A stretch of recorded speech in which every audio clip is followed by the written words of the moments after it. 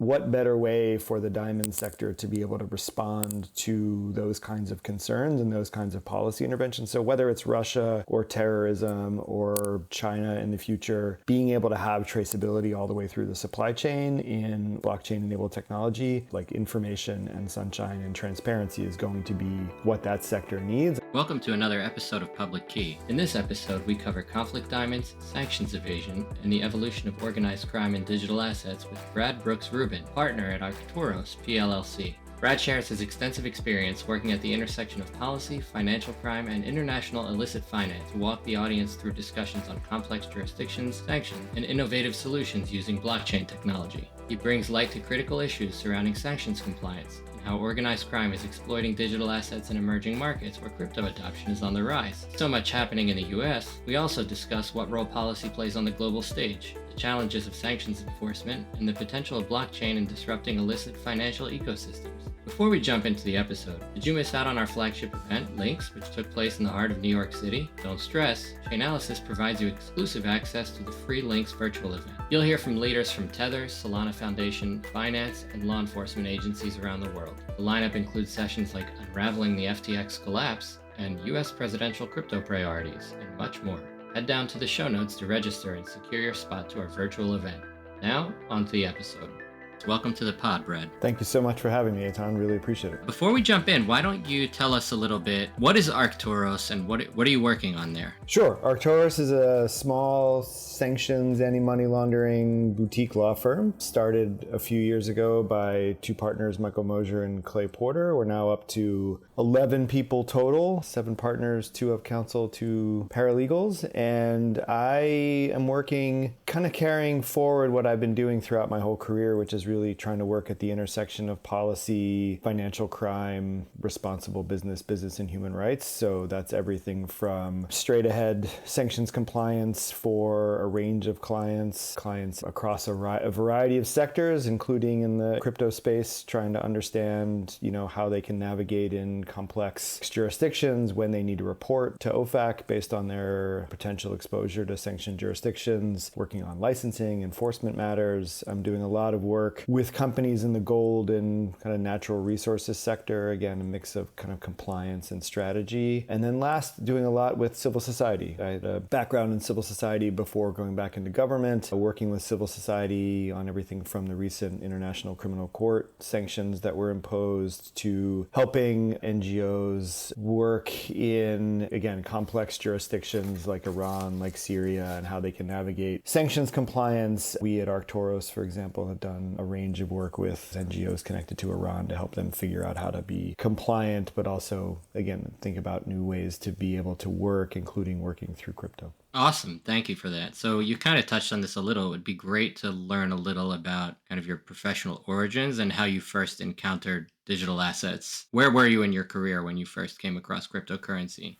Sure. Just professional origins. I'm a lawyer. I was able to end up at Treasury in the Office of the Chief Counsel for OFAC in late 2005. Showed up with a background in the Middle East, and in typical government fashion was told, great, you're going to work on Africa. And probably the best thing that happened to me in my career, I had a chance to work on a range of sub-Saharan African sanctions programs, also a bit on conflict diamonds, which OFAC has a piece of implementing. My interest in that led me to take a job at the State Department working on conflict diamonds, which evolved into conflict minerals. I used to joke that my title should have been special advisor for people fighting over rocks, and was sort of the guy involved in a range of different, again, whether it was certification or due diligence or just sort of the evolution of business and human rights. Left there in 2013 and found my way to an NGO called The Century, which was really an evolution out of a different NGO called the Enough Project. And we were really looking at the intersection of conflict and corruption in East and Central Africa and trying to advocate for ways that tools of financial pressure like sanctions, like AML tools, could be used to be more disruptive to kleptocracies that we were dealing with there. And that's really when my connection to digital assets began. We were looking in the late 2010s into how corrupt regimes, illicit actors dealing with natural resources, and others might be thinking about moving into digital assets and crypto. And frankly, my first call was to Chainalysis to say, hey, can you guys come over and talk to our team about how this works and where these trends might go? So we did a number of discussions and kept up some engagement. When I went back to the State Department before coming to Arcturus, a lot of discussion there about where we could be engaging with, regulating, understanding digital assets and how they might be used by actors that we were targeting. I was in something called the Office of the Sanctions Coordinator, and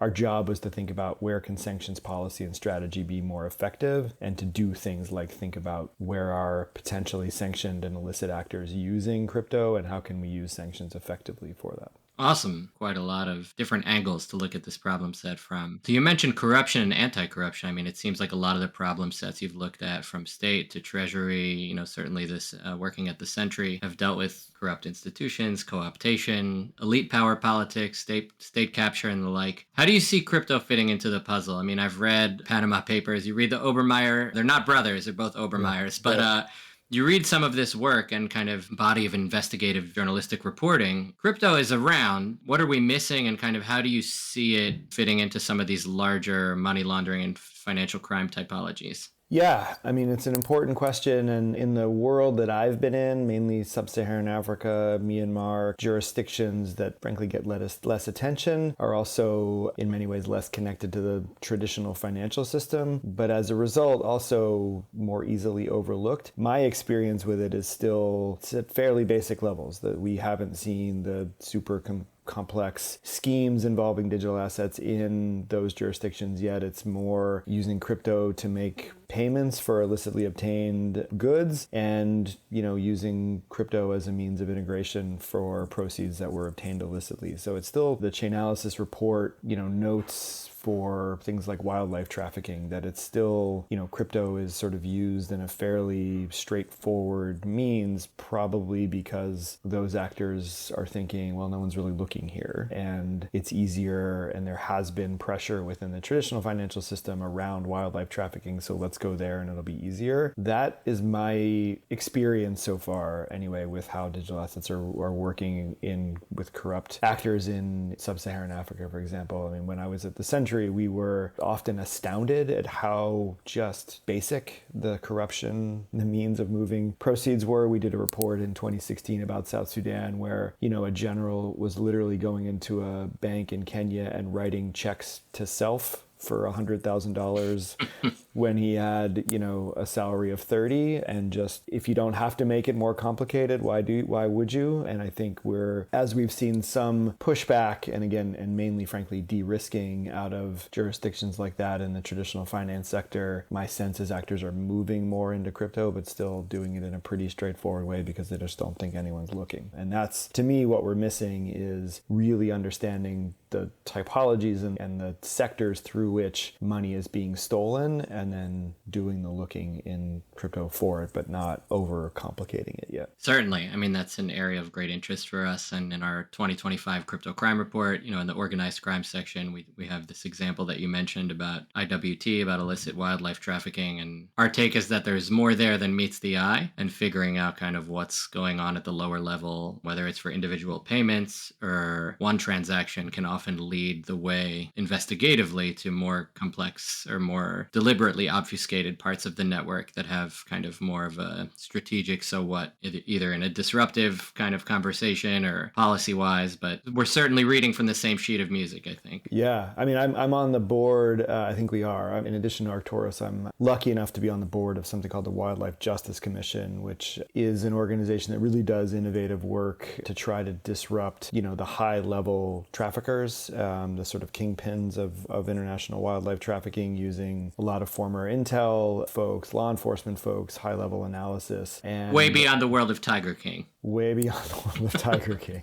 Although at the end of the day, it all leads back to Tiger King one way or another. But yeah, and the findings that the WJC have made, I think, really correspond to what you said in terms of just, you have to be able to follow the trail and sort of figure out where things are leading. But at the end of the day, they've done some analysis, for example, in rhino bullhorn trading and finding, again, fairly straightforward mechanisms of payments. It just got to be, is anyone actually looking? And again, you're talking about, jurisdictions in sub-Saharan Africa and in Southeast Asia where the regulatory environment, the banking environment may be not as developed, not as sophisticated. And the way WJC, for example, has worked is very much, look, we've done the investigation, we've done the analysis. If you kick in that door over there, you're going to find product in it. And I think taking that same approach to payments and digital assets is very much of interest to them, and I think could be something that's extrapolated into the sector as a whole. Well, I want to hop back. You've mentioned so many interesting things. You talked about conflict diamonds, and you've definitely done more work than your average bear on the topic. Could you talk to our listeners a little bit about some of the main money laundering typologies and financing in the ecosystem, kind of ranging from the low tech to the high tech? I think what's really interesting for a crime type like that is the overlay with jurisdictions where crypto adoption is very high. And so looking at, even if we don't have a light shining on a particular area, looking at our geography of cryptocurrency report, which comes out on an annual basis, and trying to square that with interesting activity where we know use cases are kind of expanding at a rapid clip. That's kind of one question. And the other question, perhaps a little outside the scope of Chainalysis, but of interest, I think, to a lot of our listeners. What are some of the blockchain-based use cases you've seen for provenance? Taking a look at precious stones, diamonds, how are we seeing decentralized ledger technology play out? We've seen with the war in Ukraine, the idea of maybe documenting war crimes as NFTs, kind of having something non-fungible and permanent as a historical record of something. So it'd be great to get your take on both. Sure. On the first side, when I was in the sanctions coordinator's office at the State Department, I had a chance to really help lead, along with colleagues across the U.S. government and the G7, an effort to try to implement import restrictions that root themselves in distributed ledger and kind of blockchain-enabled technology as a way to prevent Russian-mined diamonds from entering the supply chain. And that's actually now, the implementation has been slowed. But I'll come back to that because really the idea for doing that was to build on a lot of the lessons learned from the way that diamonds have been used historically as money laundering vehicles, right? So you have everything from simple theft of diamonds, and then the proceeds of cash, the proceeds of the stolen goods get laundered through the financial system. In 2013, FATF actually did a typology study around diamonds, and even in 2013, they were slide in there from Silk Road of, use Bitcoin to buy stolen diamonds.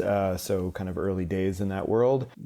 Diamonds, historically, there have been used as a means of currency. That's trickier than gold. Diamonds are an interesting vehicle for money laundering because each stone is sort of unto itself, right? The value ranges, and it takes a real level of expertise to know what one rock is worth. There's no 1 troy ounce of a diamond. Correct. Right. It was only even in the 1970s where you had somebody produce even a price list for what, a 1 carat with these characteristics on the 4 Cs should be valued at. That didn't come around, and that's, 50 years old, and the trade is hundreds of years old. So even that idea, let alone one stone to another, it takes a lot of training and a lot of evaluation to know. And in the last 10 years, we've also had the rise of lab-grown diamonds, and there's ways to detect that. But that fact that this very valuable thing could also be completely worthless, and unless you're trained, you may not know the difference, has been certainly the vehicle for a range of trade-based money laundering and other kinds of schemes,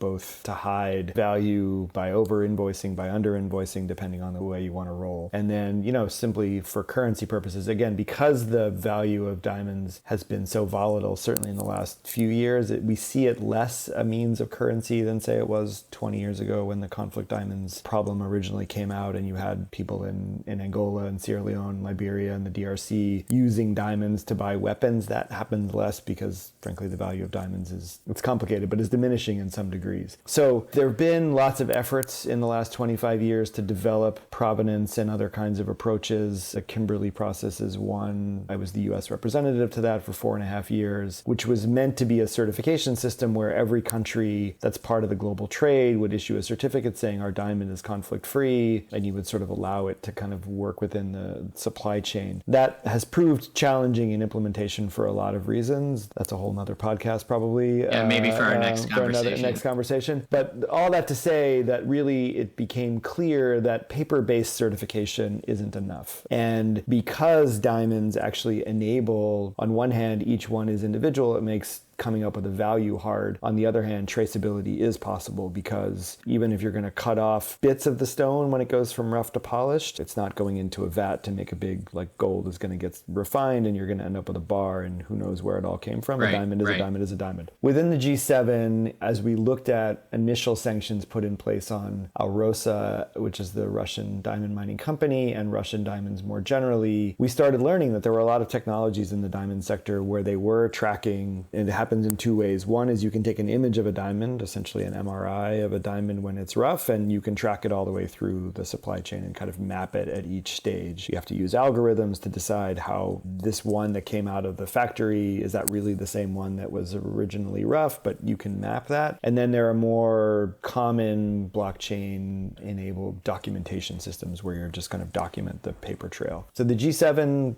basically has been working for the last few years on an effort to require diamonds that are imported into any G7 country at a half carat and above, once they're polished, to have a certificate that has been issued by what we're calling nodes, and that the certificates are essentially captured in a decentralized ledger and ideally matched with this blockchain enabled scan that goes along. So the process is underway, and so that was maybe a bit of a deep dive on that, but it's important to note that it is a supply chain that provides a test case for, can you actually require imports to have blockchain enabled documentation and even scans of the product as a way of countering sanctions evasion. So that's been, again, that work is going on in the diamond sector as we speak. There are lots of different views on it, as you can imagine, within the industry, but all of it is to sort of build on this 25-year effort to say, I've got this stone in my hand, it's worth a lot of money. Did anything bad happen along the way? In a it's world, clean, and here's the record of it. It's cleared, and here's the record of it, and here's the people who benefited. And the interesting analog also between diamonds and crypto is, as I mentioned, there's this sort of world of lab-grown diamonds, right? And lab-grown diamonds are trying to basically come upon the scene and say, one, we're less expensive, but more importantly, we're cleaner, we're more sustainable, and you don't have to worry that anybody got hurt because the traditional system has failed you. That's the idea. There's lots of twos and fro's about it. But similarly, I think in the digital asset world, looking at the traditional finance system and saying, like, there's got to be a better way to do this, and there's got to be a better way for this value to move between people, between businesses. It's a disruptor, and the diamond industry is trying to deal with a disruptor, and blockchain-enabled technology is one way the traditional system can actually go back and say, hey, wait a minute, we can do this too. Right. No, I think, certainly on the surface, outside the scope of digital assets, but the implications for AML writ large or for provenance, I think there's a lot to chew on there. And we're no strangers to resistance to disruption. So I think a lot of people are, hey, why do we need this? And then when you explain it to them in plain English, I think it becomes a bit more compelling. That's really interesting. Well, interestingly, just one last note on the diamond side is, the nominee of the Trump administration to be ambassador to Belgium was on an interview a few months ago and made a diamond powerhouse. The diamond powerhouse in Europe, in Antwerp, spending a lot of time watching rough diamonds on Netflix, but made a comment on an interview that his understanding was that diamonds were still connected to terrorism and money laundering, and that this was a real risk. And whether that's true or not in any certain case, what better way for the diamond sector to be able to respond to those kinds of concerns and those kinds of policy interventions? So whether it's Russia or terrorism or China in the future, being able to have traceability all the way through the supply chain in blockchain-enabled technology, like information and sunshine and transparency, is going to be what that sector needs. And then as you zoom out and look at other sectors, whether it's gold, whether it's natural resources, whether it's the financial system, that level of transparency and traceability becomes essential. Well, going back to kind of Africa thematically, or maybe not going back, staying on this, you've done a ton of work on the continent and about the continent. In our 2024 GEOS report, we called attention to the expanding use cases, practical use cases in Africa: business payments, retail transfers, hedge against inflation, given monetary issues. From your vantage point, what are some of the geopolitical and economic crime stories that you feel from your work might not be getting enough attention attention, or sometimes too much attention is misplaced on a particular topic in Africa in particular, and even more broadly. I mean, at Chainalysis, we're no stranger to looking at use cases across emerging markets and South Africa, Nigeria. These are major economies with tons of momentum and interest and innovation kind of percolating. What's your take? Yeah, I mean, I think you had Nigeria at number 2 on your geography. So I think you're seeing the use cases expand across the continent. You have mobile ride and taxi apps in Kenya, kind of integrating with crypto and mobile payment systems, peer-to-peer trading, supply chain, again, helping to ensure cocoa supply chains in West Africa are free of human trafficking by being able to document the supply chain and document payments. So the use cases are expanding. And as you mentioned, the innovation, the creativity in places like Nigeria, South Africa and Kenya are really remarkable. And if I had to point to a couple of, what are we missing? I think on the whole, in the United States and in the West generally, we still see sub-Saharan Africa as an area for exploitation. I mean, there's so much in the press day by day about critical minerals and not Ukraine. It's the great race for rare earths. And then, the scramble for Africa underway. And it's also where we look for exploitation and extraction too often. Or e-waste, frankly, right? Ghana, Nigeria, the massive dumping grounds for those kinds of things. So we still haven't really integrated our approach to the economies and the creativity of Africa. There's lots of reports about the growing population and sort of the growing markets. I think 11 of the top 20 growing markets in the world are in sub-Saharan Africa. And we're really wrestling with it, right? Reporting about the administration putting out, higher travel alerts. And I think 2/3 of the countries that would be subjected to these higher travel restrictions coming to the U.S. Are in Africa, right? So it's, do we want to be increasing our engagement in economic ties, or are we raising red and yellow flags? That's what's missing, is really that orientation to how do we engage with these markets? How do we understand the marketplaces? How do we understand that these are, in some ways the most innovative and creative, because they've had to develop, 50 years ago, they were developing outside, the use of phone lines, and then outside the financial system, right? So the creativity and the ability to develop and to innovate is as strong there as it is anywhere on the globe. And I think we're missing that. But at the same time, you don't want to be too Pollyannish. Like, there are real risks. There's a level of corruption, a level of exploitation on the ground that has to really be monitored as you do your investment and do your engagement, to take that part seriously. And that really takes a level of awareness and understanding of an experience on the ground to know who's who and what's what. I mean, one interesting thing for me is watching reactions to the administration's indications that it may ease enforcement of the Foreign Corrupt Practices Act, right? And so you've had really decades of Western American companies going into the continent and using the FCPA as a way of saying, like, look, we're here as a means of investment and as a contrast with investors from, say, China or other parts of the world where they're going to be maybe more open to corruption and use of bribes as a way of just getting in. And you've had the FCPA as one of these shields to say, look, we have to do business in a certain way. And because we do business in this way, our investment is going to be more sustainable, more manageable, and ultimately more profitable for you. I think we're in a moment where there's a lot of discussion about the FCPA, but we do also have to realize that keeping up with those principles is going to be what helps continue to be the advantage that American and allied companies have when they engage on the continent. So it's a complicated story of, there's a lot of opportunity, there's a lot of creativity, there's a lot to build from. Due diligence and meaningful understanding of the environments is essential, and holding on to the principles that have underlied what American companies and the American economy is about is really going to be key.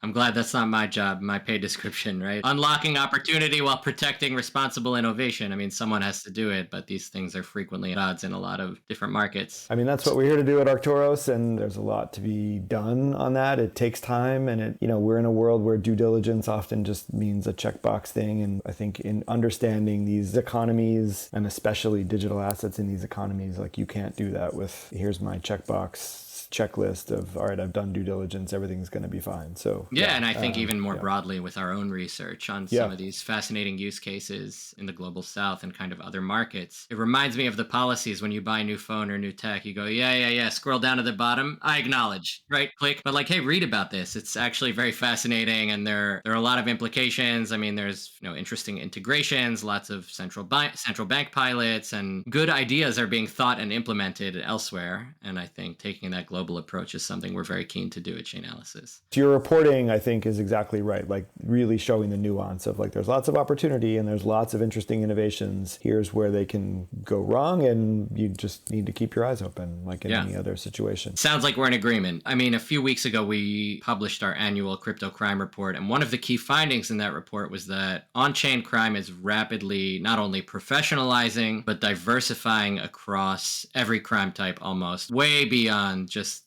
pure cybercrime. So certainly hacks and stolen funds. I mean, we're still in the immediate aftermath of the Bybit hack, ransomware. The tried and true categories are not going anywhere, but we're seeing more across different kinds of activity. We talked about IWT a few minutes ago. Could you walk our listeners through some of the different types of organized crime networks or actors you've looked at, either at the Sentry or Arcturus or back to your time in government? And especially if there's been any kind of crypto or tech nexus, what has that been? And how do you approach kind of this broadening, how organized crime keeps up with the times tech-wise? My work and the typologies I've seen really do align a lot with what you reported on in the Chainalysis crime report. It's really been a few key areas for me. One is mining, and like mining, not crypto mining, but actual gold and diamonds and mining in resources. The earth. Mining in the earth. And, organized crime, especially in a world right now, I mean, I talked about the shaky value of diamonds to some degree, but gold is at all-time highs. And so we're in a world right now where with uncertain financial trajectory and economic policies, people are reaching for one of the oldest forms of value in gold, and they're reaching for one of the newest forms of value in crypto. And you sort of see this kind of parallel move. But organized crime groups have been really, organizations like the Global Initiative on Transnational Organized Crime have been reporting for years on the way in which cartels and organized crime groups are in some places even moving out of narcotics and illicit goods and into gold, because it's frankly safer for them. It's more valuable. The money they're going to earn is more consistent. The supply chains are far more identifiable. And because it's a illicit good, once they can sort of integrate, it's not like trying to move narcotics. I've seen a lot of evolution of the way that organized crime and cartels have tried to move into every element of the supply chain of mining. So it's on the ground, organizing miners, organizing the provision of the equipment to miners, organizing the routes, the transportation, providing insurance to some degree, and all of those levels. And because all of that allows them both to have their own kind of value chain from it, but also, again, it's a perfect way to integrate the proceeds of crime is to just put it into this otherwise legal venture. We mentioned human trafficking and international wildlife trafficking. Those are areas, again, that organized crime has tended to focus on because, comparatively, they just have, while they've been the focus of attention, less law enforcement action over time. That's been changing over the last decade, I would say, certainly in my time at the Sentry and then back in government at the State Department. We looked at those issues. There were some important sanctions actions taken. There was an important action, in late 2023, for example, on IUU fishing, unregulated fishing, where there were hundreds of sanctions targets related to human trafficking related on fishing boats. And then, to some degree, we talked about it before as well, but the way organized crime in a number of countries aligns with kleptocratic actors. And essentially, in some cases, governments are become their own almost organized crime groups, and the government is essentially run that way. So, the development of shell companies for the purposes of contract procurement and implementation. When I was at the Sentry, we did a lot of reporting on that in places like South Sudan, in the Democratic Republic of the Congo, where you essentially see the evolution of governments into organized crime actors and really undertaking every transaction that a government undertakes through the lens of how can we take money out of this process and how can we then launder it into real estate, into luxury goods. And then I think that's where increasingly we're going to see the evolution of interest in storing value in digital assets, in the expectation of anonymity without the understanding of where the traceability is possible. I think where the traceability is. Absolutely. And I think a lot of the most compelling, or even the juiciest, if I can say, use cases and kind of problems around which we try to wrap our heads deal with these cases where we're like, hey, is this an organized crime syndicate? Is it a security service? Is it the government? Is it a research researcher who's kind of moonlighting in another capacity. What is this transfer activity that we're seeing, or why now? Why this initiative being launched in a particular country? So a lot of times it raises more questions than it answers, but certainly reading our blog and reading the reports we write, those are the kinds of things we're very occupied with. That's really where I think the evolution in education is important for actors in the digital asset space and in the traditional finance space, because, the evolution of this problem of the way organized crime has worked in the mining sector, in trafficking and corruption, has all been within,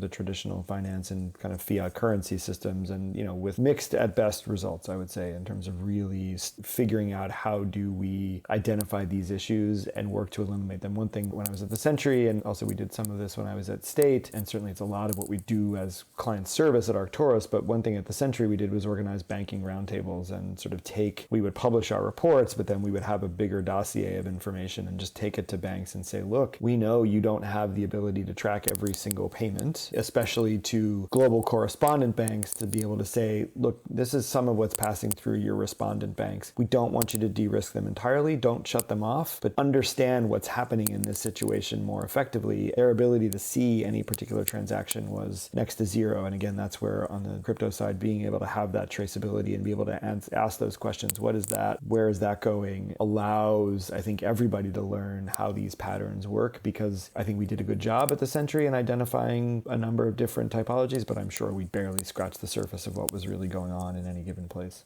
Great point. I would say not everything is on-chain, but to the extent that illicit finance puzzles have an on-chain nexus, I think for those who had jobs in investigations or policy as recently as 10 or 15 years ago, wouldn't it be great if there were a digital, consolidated, permanent ledger of this kind of activity? And so to the extent that we can shine a light and walk key players through in industry and in government and elsewhere through some of these sanctions, AML, financial crime problem sets, it's deeply powerful. Well, you mentioned sanctions evasion, and certainly during your time in OFAC, this is a topic to which you're no stranger. In the sanctions section of our crypto crime report this year, one of our key findings was a spike in crypto use in Iran, in particular at times of geopolitical tension with Israel over the past year. And for those who follow crypto, the popularity of stablecoins in a heavily sanctioned, unstable from a monetary and many other perspectives situation, Iran, other markets as well that have either faced a lot of sanctions, uncertainty, and or monetary instability. That's no secret, but how do you see crypto and in general stablecoins in particular evolving against the backdrop of sanctions writ large, and certainly with potential return to max pressure looming over us vis-a-vis Iran, but in other cases as well? Kind of how are you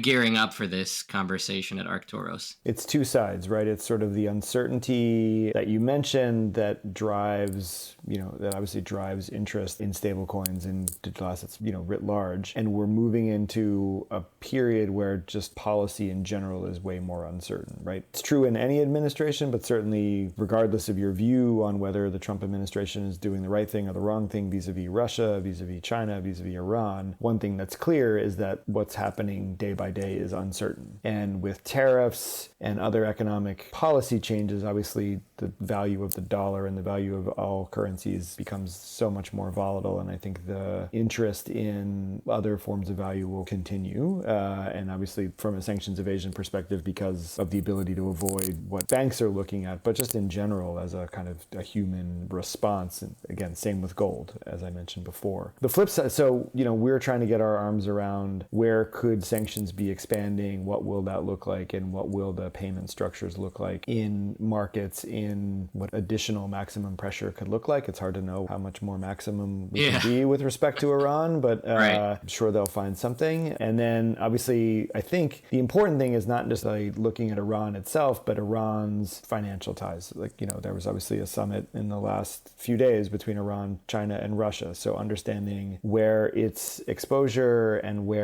how those markets developed, and again, how crypto plays a role in that will be. Your report talked about the BRICS and how the BRICS are thinking about currency outside the traditional kind of dollar-euro dynamic. So all of that presents this challenge of where is the risk going to be? How are these markets going to evolve? Where can these payments go? And the flip side of it is we're obviously also in a in a policy dynamic where the Trump administration wants to make the U.S. the sort of crypto capital and expand investment and expand development. And so how do you make those two not be different sides of the coin, but actually work together? And complementary, complementary. Right. And how do we understand how to integrate that and not look at it where crypto just simply means there's no regulation and everything's fine, but rather how do we integrate the work that you do and that investigators can do to be able to identify these patterns and actually demonstrate, look, if we focus the right resources in the right way and we integrate sanctions enforcement and sanctions investigations with the expansion of crypto, there's actually a really interesting opportunity to have this rising tide actually elevate all boats on these policy objectives. I think at the moment, all of it is still uncertain enough that we'll have to see, but that's exactly what my colleagues and I at Arcturus are trying to talk to our clients about and examine writ large, be able to see, okay, well, if we can really devote our time and our efforts here with our clients, we'll be able to help them kind of navigate these uncertain times. Yeah, absolutely. I think certainly lofty topics, but ones that we too spend a lot of time thinking about. Thank you for a very provocative conversation. I think, maybe before we go, a question out of left field, could you recommend to our listeners one of each or maybe a combo, a book, a podcast, a movie that you feel really is worth the time of someone who's interested in, could be more diamond and mining centric or financial crime, or maybe just integrates like some aspect of it or this scene or this movie? Read this book. It's really an insider's account of particular financial crime story. Have there been any books or pods or movies that stand out to you? Sorry to put you on the spot. Whenever I'm not doing this, like I have a community radio show and a music Substack, so I mostly just focus on music. Check out my Substack instead. Yeah, exactly. Yeah, check out 3 albums, 6 old guys. When you don't want to think about that, go to 3 albums, 6 old guys. Okay. Or listen to my radio show on every other Sunday on Tacoma Radio. Yeah. Oh yeah, Right. And actually, as I think about it, I do have a recommendation on a podcast/video series that is maybe the best thing about financial crime I've watched and seen and learned from. It's called The Gold Mafia. It was put out by Al Jazeera Investigations in the beginning of 2023. It's a 4-part series where they basically had members of the Al Jazeera Investigations team pose as Chinese organized crime actors who had $1 billion to launder and basically show up in Zimbabwe and the UAE and look for people through whom to launder that money in gold. They do an amazing job. I mean, it's just shocking to watch people openly. Obviously, they didn't realize they were being recorded, but just brazenly and openly talk about how they launder money and how they launder gold. They do a really cool job of using video and animation to show how money laundering works and the different kind of motivations of industry actors, political actors, the dynamic between Africa, Dubai, and the rest of the supply chain. They have a bunch of very cool experts who come on, people in government, out of government, to just walk you through how money laundering works, especially related to gold. And the cool footnote to it is some of the people that you'll see in the series were just sanctioned by the Treasury Department last December for their role in the gold mafia. So it's sort of you watch it and then you actually can know that about 20 months later, the government acted on this and took action. So really worth the time. Well, no, this was a great conversation. Thanks. Cool. Thanks again for your time. I really appreciate your asking me. Thank you very much. For sure. Brad is a wealth of knowledge when it comes to the illicit finance policy typologies involving gold, diamonds, and cryptocurrency. On a related policy note, on April 7th, Deputy Attorney General Todd Blanche issued a memorandum, referred to as the Blanche Memo, signaling a shift in the U.S. Department of Justice's approach to digital asset enforcement. The memo directs the agency to end, quote, regulation by prosecution, and instead target illicit activity that uses digital assets to cause harm or facilitates broader criminal conduct. The change disbanded the National Cryptocurrency Enforcement Team, established in 2022, but does not signal a retreat from prosecuting crime linked to crypto. Instead, the DOJ is reiterating its focus on fraud, terrorism, drug trafficking, human trafficking, cybercrime, and organized crime where digital assets are used as a tool. What does that mean for law enforcement, crypto exchanges, and crypto compliance and policy professionals? Read our latest blog on the impact these changes will have on the crypto industry as a whole. Head down to the show notes and click the link to our blog to find out why this matters and what changes and what doesn't change.